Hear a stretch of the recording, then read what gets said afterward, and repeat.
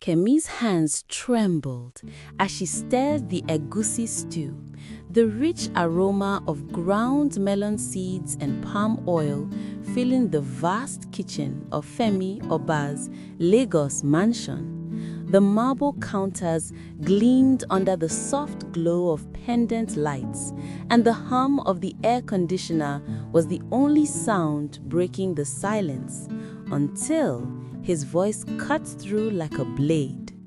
"Kemi, I want you to knock me tonight." Her wooden spoon froze mid-stir, the stew bubbling unattended. She turned, eyes wide, to face Femi, his chiseled jaw set, his dark eyes unreadable. He leaned against the doorway, arms crossed, his neat and expensive-looking suit reflecting luxury. The man was a vision, tall, broad-shouldered, with skin like polished ebony, but his words hit her like a slap. "Sir?" she stammered, her voice barely above a whisper. Femi didn't repeat himself. He never did. His gaze held hers for a moment before he turned and walked away, his Italian loafers clicking against the tiles. Kemi stood rooted, her heart pounding. Was this a joke? Femi Oba, the billionaire who spoke only of stocks, oil deals, and real estate, who never glanced at the women who threw themselves at him in VI clubs, was asking her, a cook from Ajegunle, for that? The other staff whispered he was gay, a rumor fueled by his refusal to bring women home and his cold, business-only demeanor. Kemi's mind raced. She was 26, with dreams bigger than her small salary. But this was madness. She hadn't always been a cook. Growing up in Ajegunle's crowded slums, Kemi had been the girl with a notebook full of recipes and a heart full of ambition. She'd studied catering at a vocational school, hoping to open her own restaurant one day. When she landed the job at Femi's mansion 2 years ago, it felt like a step up. Steady pay, a clean uniform, and a chance to cook for a man whose name graced Lagos billboards. But Femi was no warm employer. He was strict, his words sharp, his expectations high sky. "The rice is too soft," he'd say, or "this stew lacks depth," dismissing hours of work with a flick of his wrist. Yet Kemi admired his discipline, his focus. She'd never imagined this. That night, after the other staff, Chinedu, the driver, Amaka, the cleaner, and Mama Ngozi, the head housekeeper, had retired to their quarters, Kemi stood outside Femi's study, her palms sweaty. She'd agreed, against her better judgment, drawn by curiosity and something she couldn't name. The door opened, and there he was, shirtless, his torso sculpted like an Igbo deity. No words were exchanged. It was quick, mechanical, and left her feeling hollow. But as weeks passed, Femi called her again and again. Each time, Kemi told herself it was nothing, a fleeting thrill, a secret she'd keep. But her heart betrayed her. She began to notice his small gestures, the way he lingered in the kitchen, the rare half-smile when she served his favorite jollof rice. She was falling, and it terrified her. Her friend Amaka noticed the change.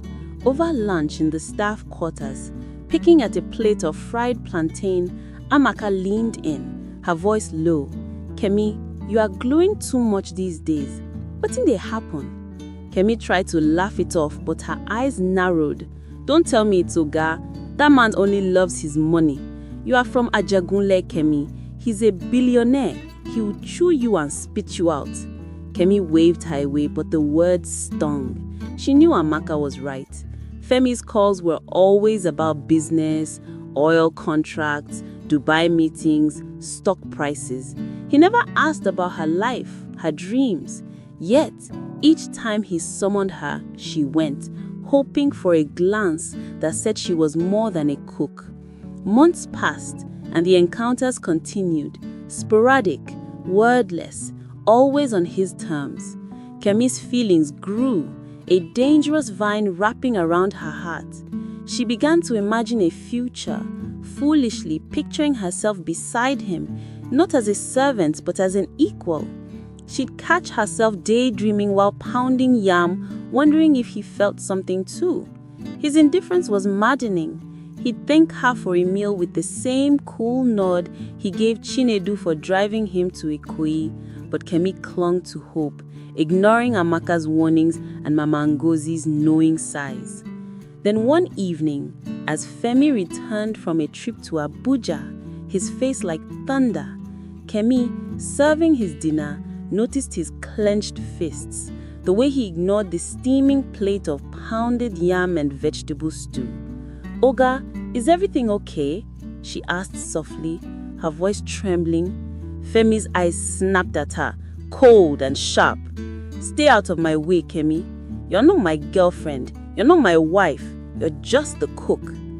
The words cut deeper than any knife. Kemi stumbled back, tears burning her eyes. She fled to the kitchen, her chest tight, her dreams crumbling. Amaka found her there, sobbing into a dishcloth. "I told you," Amaka whispered, hugging her. "That man is ice. Forget him." Kemi tried. For days she avoided his gaze, kept her head down and focused on her work. But the pain lingered, a bruise on her soul. She regretted everything, her naivety, her weakness, her foolish hope that a man like Femi could see her. She was nothing to him, just as he'd said. Then one morning, as she chopped onions for breakfast, the sound of tires on gravel startled her. She peered through the kitchen window and saw an exotic red Porsche pull into the driveway. A woman stepped out, tall and regal, her Ankara dress hugging her curves and her skin glowing like she'd been kissed by the sun. She strolled into the mansion like she owned it, her heels clicking with authority. Mama Ngozi rushed into the kitchen, her eyes wide. "Kemi, come quick. There's a woman in the parlor. She says she's Mrs. Femi Oba." Kemi's knife slipped, nicking her finger. Blood dripped onto the cutting board, but she barely noticed. Mrs. Femi Oba? Her heart pounded as she followed Mama Ngozi to the parlor where the woman stood, her designer bag slung over one shoulder, her smile radiant. "Good morning," the woman said, her accent tinged with a British lilt. "I'm Adeswa, Femi's wife. I've just returned from London." Kemi's world tilted. The staff murmured, shocked. Chinedu whispered, "Wife? Since when?" Amaka grabbed Kemi's arm, her nails digging in. "Kemi's okay." But Kemi couldn't speak. Jealousy, betrayal, and heartbreak churned inside her. She'd been a fool, thinking she meant something to Femi. He'd hidden a whole wife abroad, and she, Kemi, was just a secret, a mistake. Her knees buckled, but she forced herself to stand, her eyes locked on Adeswa's perfect smile. The mansion buzzed with whispers as Adeswa settled in. Femi returned that evening, his face unreadable as he introduced her to the staff. "This is my wife, Adeswa," he said, his voice firm. "You will respect her as you respect me." Kemi stood at the back of the line, her apron stained with stew, her heart in pieces. Adeswa's gaze swept over the staff, kind but distant, like a queen addressing her court. Kemi wanted to hate her, but Adeswa's warmth made it hard. She was everything Kemi wasn't: polished, worldly, confident. Her laughter filled the parlor as she recounted stories of London, her hand resting lightly on Femi's arm. Femi, for once, seemed softer, his eyes lingering on his wife with something Kemi had never seen: affection. Kemi's days became a blur of pain. She cooked, cleaned, and served, but her mind was elsewhere. Every glimpse of Adeswa, sipping tea in the garden, reading on the balcony, felt like a fresh wound. Kemi replayed Femi's words, "You're not my girlfriend, you're not my wife." She'd been a fool, seduced by his wealth, his looks, ignoring his coldness. She wasn't even his type. Femi was all sharp edges, demanding, distant, obsessed with his empire. Yet, she'd let herself dream, and now she paid the price. Amaka tried to pull her out of her gloom. One evening, as they sat in the staff quarters, sharing a bowl of chin-chin, Amaka said, "Kemi, you need to move on. That man is married. He used you." Kemi nodded, but her heart wasn't convinced. She missed the thrill of his touch, the way his presence filled the room. She hated herself for it. Mama Ngozi, ever the wise elder, added, "My dear, a man who hides a wife will hide many things. Guard your heart." But it was too late for guarding. Then a new shock came. Kemi woke one morning feeling ill, her stomach churning. She thought it was stress, but when the nausea persisted, she visited a chemist in Ajegunle. The test was quick, the result unmistakable. She was pregnant. Kemi sat on her narrow bed in the staff quarters, the test stick in her trembling hands, her mind a storm. How could this happen? She'd been careful, or so she thought. The reality hit her like a wave. She was carrying Femi Oba's child, a man who'd made it clear she was nothing to him. She debated telling him for days, fear and hope warring inside her. Maybe this would change things. Maybe he'd care. One evening, as he sat in his study, reviewing contracts, Kemi gathered her courage and knocked. "Oga, I need to talk to you," she said, her voice shaking. Femi looked up, his expression impatient. "What is it, Kemi? I'm busy." She took a deep breath. "I'm pregnant. It's yours." The words hung in the air, heavy and raw. Femi's face didn't change. He leaned back in his chair, his pen tapping the desk. "And," he said coldly, "I don't care. Handle it." Kemi felt the air leave her lungs. She'd expected anger, denial, even a flicker of concern, but not this, not indifference. "Handle it," she whispered, tears welling. Femi's eyes narrowed. "You knew what this was, Kemi. Don't act surprised now." He waved her away, returning to his papers. Kemi stumbled out, her vision blurred with tears. She'd been a fool, not just for falling for him, but for thinking a child might matter to a man like Femi. Back in the staff quarters, she confided in Amaka, who was furious. "That man is a devil.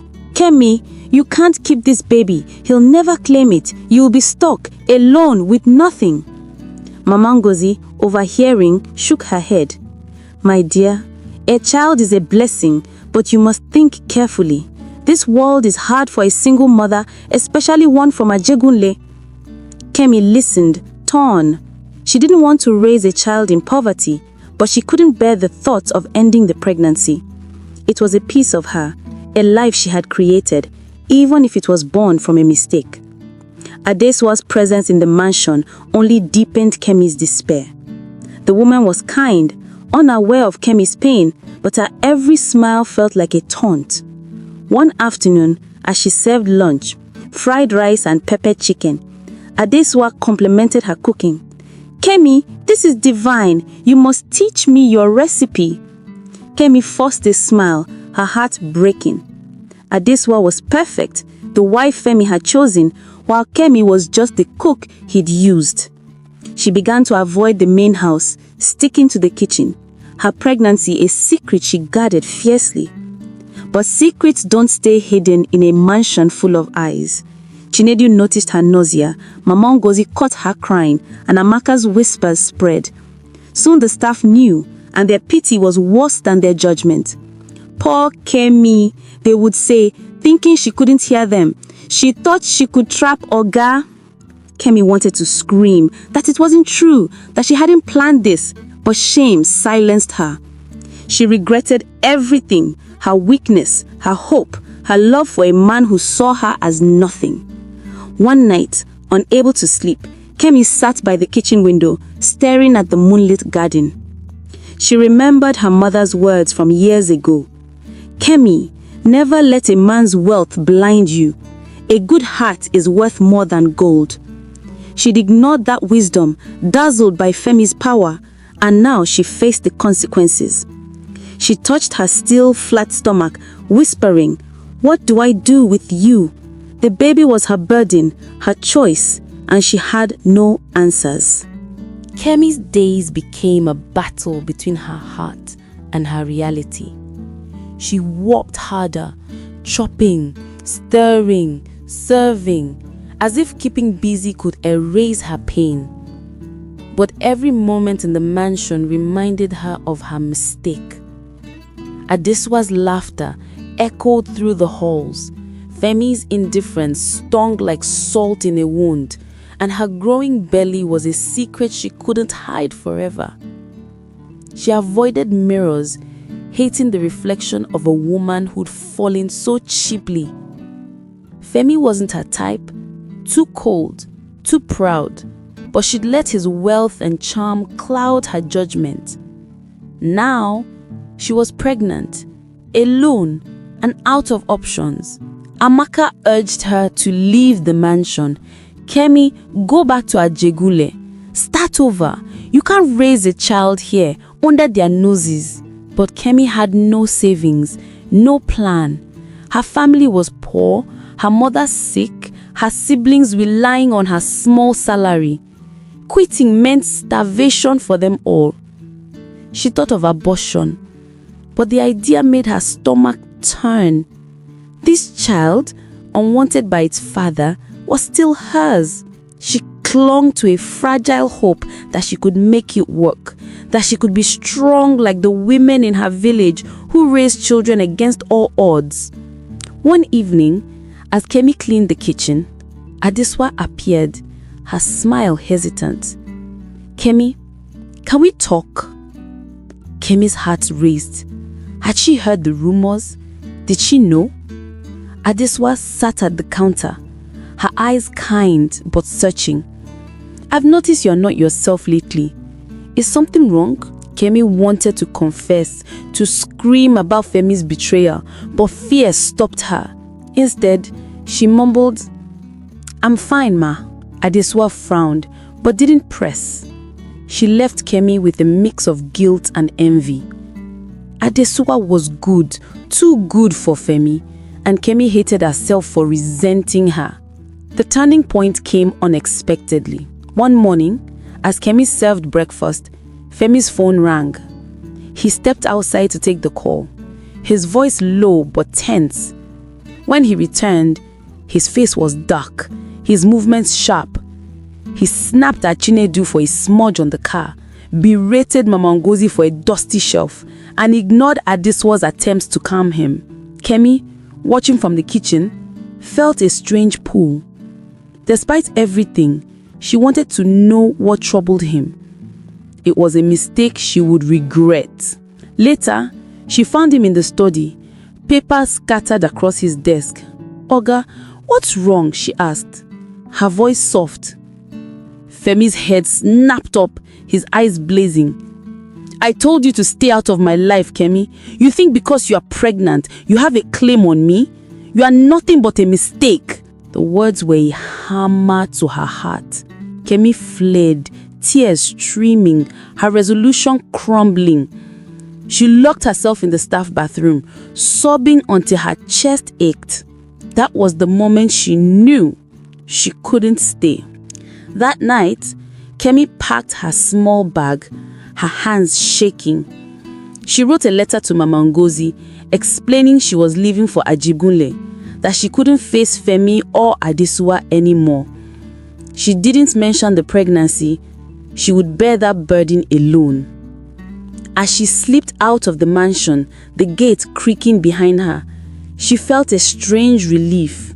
The air was heavy with the scent of rain, and Lagos hummed with life beyond the mansion's walls. She was free, but the future terrified her. In Ajegunle, Kemi moved in with her mother, whose frail hands held her as she cried. "You are stronger than this," her mother whispered. "You find a way." Kemi took a job at a local booker, cooking for truck drivers and market women. The pay was meager, but it was honest work, free of Femi's shadow. Her belly grew, and with it her resolve. She would raise her child alone, teaching it the resilience her mother had taught her. She would never let wealth blind her again. Months later, a rumor reached Ajegunle that Femi's empire was crumbling. A bad oil deal, whispers of fraud, and Adesua had left him, tired of his coldness. Kemi heard it while serving customers, her hand pausing over a plate of amala. She felt no joy, only pity. Femi had everything: money, power, a wife, but his pride had cost him all. Kemi, though poor, had her child, her family, her dreams. She touched her belly, feeling a kick, and smiled. "We'll be okay," she whispered. The lesson was clear, rooted in the wisdom of her mother's words. Wealth buys things, but only love builds a life. Kemi had fallen, but she'd risen, stronger, ready to face the world for her child.